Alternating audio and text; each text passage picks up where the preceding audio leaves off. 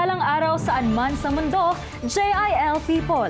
Tayo muli ngayon ay nakatutok sa ating JIL San Fernando Church News. Year of Breakthroughs, ito ang pangunahing tema ng Jesus is Lord Church Worldwide sa taong 2025 na atin ding hinakbangan sa pananampalataya bilang isang church family. Sa kalagitnaan pa lamang ng taon, napakarami ng breakthroughs ang iginawad ng Diyos sa atin maging sa buong ministeryo ng JIL San Fernando. Saksihan natin ang mga ito sa report ni Paul Tumang. Sinalubong natin ang bagong taon ng may pasasalamat, paghahanap sa kalooban ng Panginoon at pagpapalalim sa kanyang mga salita. Ito ay napagtibay sa pamamagitan ng ating 21 Days Prayer Breakthrough.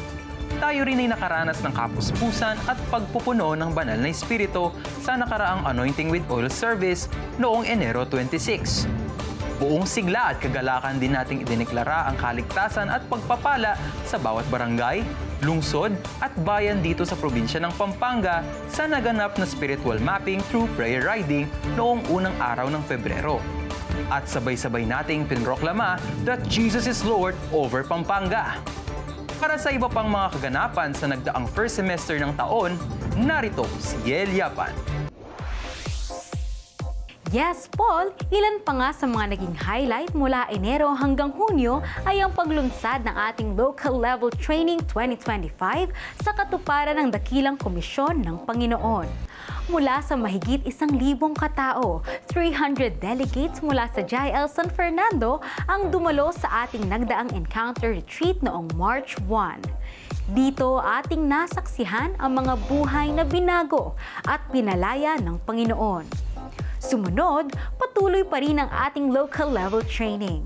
At sa ngayon, sila ay nasa level na ng School of Teachers. Nagkaroon din tayo ng gatherings gaya ng NGYC Connect kung saan mas pinagtibay ang samahan ng ating mga young adults and KKBs.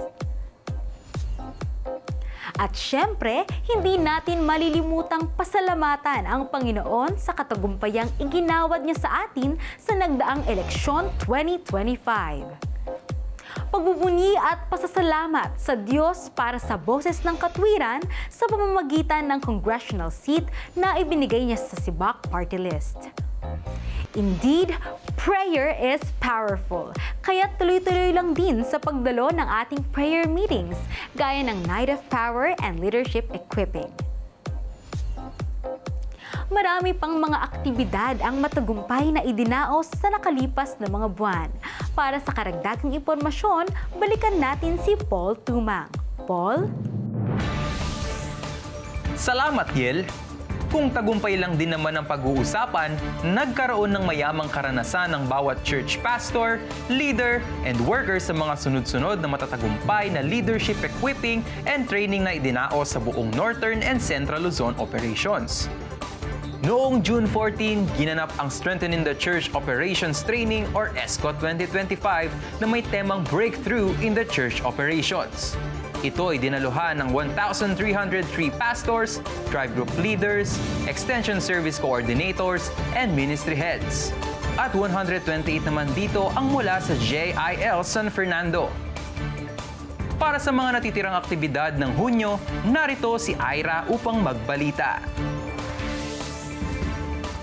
Matapos ang matagumpay na ESCO 2025, tuloy-tuloy sa pagratsyada ang ating Women Network sa kanilang pagpapatuloy sa training and workshop noong June 21 na dinaluhan ng mga tribe group leaders, mga piling clan group leaders, and MIS officers.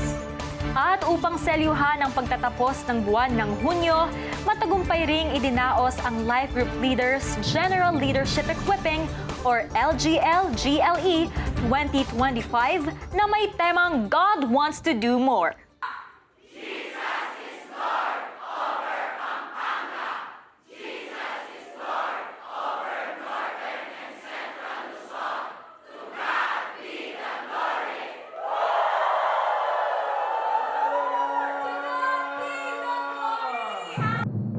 Mahigit 2,500 leaders and workers ang dumalo mula sa Northern and Central Luzon operations kung saan mahigit kumulang sa 600 leaders and workers ang dumalo mula sa lahat ng tribe groups ng JIL San Fernando.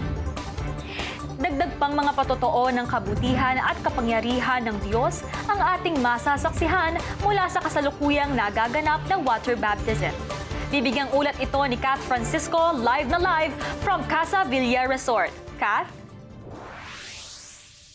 Yes, Ira, live na live nga tayo ngayon sa Casa Villa ngayong Sabado, July 5 para sa water baptism. More than 200 delegates ang nag-participate ngayon sa ating water baptism na talagang nagpahayag na kanilang pananampalataya at pagsuko ng buhay para sa ating Panginoon. At kahit nga maulan-ulan, pero makikita mo ang dedikasyon ng ating mga participants ng water baptism. Sa katunayan, meron tayong isang na-interview kanina at ngayon masasaksihan natin at malalaman kung ano ba naging experience niya sa water baptism. So, brother, ano bang iyong pangalan na tribe?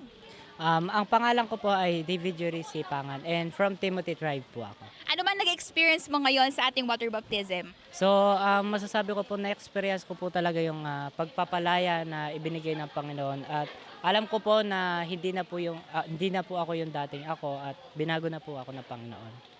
Maraming salamat, Juris. At yun lamang ang aking balita. Back sa station, Ira. Maraming salamat, Kath. Para naman sa panibagong temang ating pagsasaluhan sa buwan ng Hulyo, alamin natin ito kay Yel Yapan. Sa ating pagtahak sa panibagong buwan, panibagong tema rin ang sasalubong at siguradong magpapalakas sa atin.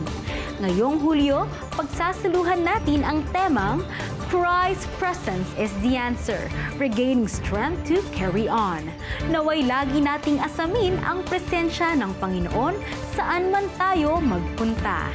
At alalahanin na sa kabila ng lahat ng ating kapaguran, ang Diyos ang ating kalakasan.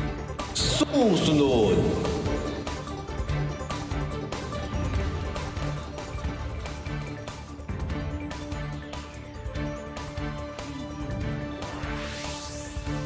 At iyon lamang po ang nakalap para sa ating Church News Update. Patuloy lang po tayong masabik sa mga ipapahayag ng Diyos sa ating buhay at bilang isang church family. Because greater things are yet to come. Kaya sa lahat ng ito, ang Diyos ay ating papurihan. Dakilain at pasalamatan. At buong katapatang ialay ang serbisyong kalidad at totoo lamang. Muli ako po si Ira Solidu. Paul Tumang Yel Yapan. at ito ang JIL San Fernando Church News.